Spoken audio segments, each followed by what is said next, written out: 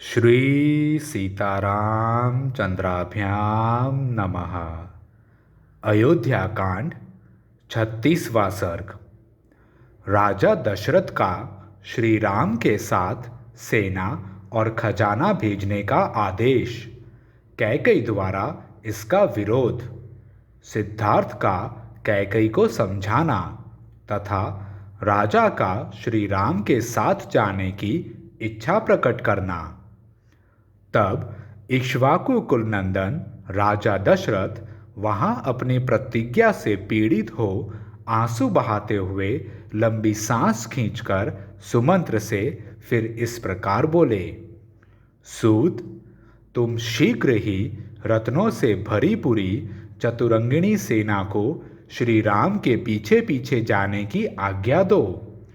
रूप से आजीविका चलाने और सरस वचन बोलने वाली स्त्रियां तथा महाधनी एवं विक्रय योग्य द्रव्यों का प्रसारण करने में कुशल वैश्य राजकुमार श्री राम की सेनाओं को सुशोभित करें, जो श्री राम के पास रहकर जीवन निर्वाह करते हैं तथा जिन मल्लों से यह उनका पराक्रम देखकर प्रसन्न रहते हैं, उन सबको अनेक प्रकार का धन देकर उन्हें भी इनके साथ जाने की आज्ञा दे दो। मुख्य मुख्य आयुध, नगर के निवासी, छकड़े तथा वन के भीतरी रहस्य को जानने वाले व्याध ककुत्स कुलभूषण श्री राम के पीछे पीछे जाएं।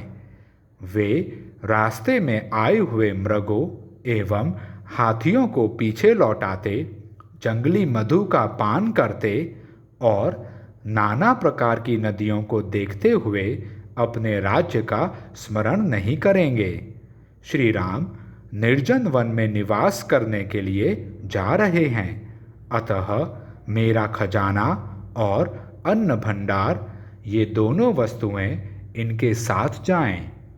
ये वन के पावन प्रदेशों में यज्ञ करेंगे, उनमें आचार्य आदि को पर्याप्त दक्षिणा देंगे तथा ऋषियों से मिलकर वन में सुखपूर्वक रहेंगे। महाबाहु भरत अयोध्या का पालन करेंगे। श्रीमान राम को संपूर्ण मनोवांछित भोगों से संपन्न करके यहाँ से भेजा जाए। जब महाराज दशरथ ऐसी बातें कहने लगे, तब कैकई को बड़ा भय हुआ। उसका मुंह सूख गया और उसका स्वर भी रुंध गया। वह कैकई राजकुमारी विषादग्रस्त एवं त्रस्त होकर सूखे मुंह से राजा की ओर ही मुंह करके बोली। श्रेष्ठ महाराज, जिसका सार भाग पहले से ही पी लिया गया हो, उस आस्वाद रहित सुरा को जैसे उसका सेवन करने वाले लोग नहीं ग्रहण करते हैं, उसी प्रकार इस धनहीन और सूने राज्य को, जो कदापि सेवन करने योग्य नहीं रह जाएगा, भरत कदापि नहीं ग्रहण करेंगे। कैकई लाज छोड़कर जब वह अत्यंत दारुण वचन बोलने लगी, तब राजा दशरथ ने उस विशाल लोचना कैकई से इस प्रकार कहा। अनार्ये, अहितकारिणी, तू राम को वनवास देने के दुर्वह भार में लगाकर, जब मैं उस भार को ढो रहा हूँ, उस अवस्था में क्यों अपने वचनों का चाबुक मारकर मुझे पीड़ा दे रही है। इस समय जो कार्य तूने आरंभ किया है, अर्थात श्री राम के साथ सेना और सामग्री भेजने में जो प्रतिबंध लगाया है, इसके लिए तूने पहले ही क्यों नहीं प्रार्थना की थी, अर्थात पहले ही यह क्यों नहीं कह दिया था कि श्री राम को अकेले वन में जाना पड़ेगा, उनके साथ सेना आदि सामग्री नहीं जा सकती। राजा का यह क्रोध युक्त वचन सुनकर सुंदरी कैकई उनकी अपेक्षा दुना क्रोध करके उनसे इस प्रकार बोली।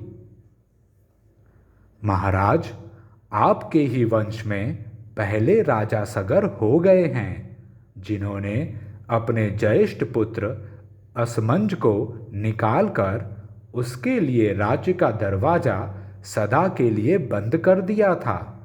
इसी तरह इनको भी यहाँ से निकल जाना चाहिए। उसके ऐसा कहने पर राजा दशरथ ने कहा, धिक्कार है। वहाँ जितने लोग बैठे थे सभी लाज से गड़ गए, किंतु कैकेयी अपने कथन के अनौचित्य को अथवा राजा द्वारा दिए गए धिक्कार के औचित्य को नहीं समझ सकी। उस समय वहाँ राजा के प्रधान और वयोवृद्ध मंत्री सिद्धार्थ बैठे थे। वे बड़े ही शुद्ध स्वभाव वाले और राजा के विशेष आदरणीय थे। उन्होंने कैकेयी से इस प्रकार कहा, देवी, असमंज बड़ी दुष्ट बुद्धि का राजकुमार था। वह मार्ग पर खेलते हुए बालकों को पकड़कर सरयू के जल में फेंक देता था और ऐसे ही कार्यों से अपना मनोरंजन करता था। उसकी यह करतूत देखकर सभी नगर निवासी कुपित हो राजा के पास जाकर बोले, राष्ट्र की वृद्धि करने वाले महाराज, या तो आप अकेले असमंज को लेकर रहिए या इन्हें निकालकर हमें इस नगर में रहने दीजिए। तब राजा ने उनसे पूछा, तुम्हें असमंज से किस कारण भय हुआ है? राजा के पूछने पर उन प्रजाजनों ने यह बात कही, महाराज, यह हमारे खेलते हुए छोटे छोटे बच्चों को पकड़ लेता है और जब वे बहुत घबरा जाते हैं तब उन्हें सरयू में फेंक देते हैं। मूर्खतावश ऐसा करके इन्हें अनुपम आनंद प्राप्त होता है। उन प्रजाजनों की वह बात सुनकर राजा सगर ने उनका प्रिय करने की इच्छा से अपने उस अहितकारक दुष्ट पुत्र को त्याग दिया। पिता ने अपने उस पुत्र को पत्नी और आवश्यक सामग्री सहित शीघ्र रथ पर बिठाकर अपने सेवकों को आज्ञा दी, इसे जीवन भर के लिए राज्य से बाहर निकाल दो। असमंज ने फाल और पिटारी लेकर पर्वतों की दुर्गम गुफाओं को ही अपने निवास के योग्य देखा और कंद आदि के लिए वह संपूर्ण दिशाओं में विचरने लगा। वह जैसा कि बताया गया है पापाचारी था, इसलिए परम धार्मिक राजा सगर ने उसको त्याग दिया था। श्री राम ने ऐसा कौन सा अपराध किया है जिसके कारण इन्हें इस तरह राज्य पाने से रोका जा रहा है? हम लोग तो श्री रामचंद्र जी में कोई अवगुण नहीं देखते हैं। जैसे चंद्रमा में मलिनता का दर्शन दुर्लभ है, उसी प्रकार इनमें कोई पाप या अपराध ढूंढने से भी नहीं मिल सकता। अथवा देवी, यदि तुम्हें श्री रामचंद्र जी में कोई दोष दिखाई देता हो तो आज उसे ठीक ठीक बताओ। उस दशा में श्री राम को निकाल दिया जा सकता है जिसमें कोई दुष्टता नहीं है, जो सदा सन्मार्ग में ही स्थित हैं। ऐसे पुरुष का त्याग धर्म से विरुद्ध माना जाता है। ऐसा धर्म विरोधी कर्म तो इंद्र के भी तेज को दग्ध कर देगा। अतः देवी, श्री रामचंद्र जी के राज्याभिषेक में विघ्न डालने से तुम्हें कोई लाभ नहीं होगा। शुभान ने तुम्हें लोक निंदा से भी बचने की चेष्टा करनी चाहिए।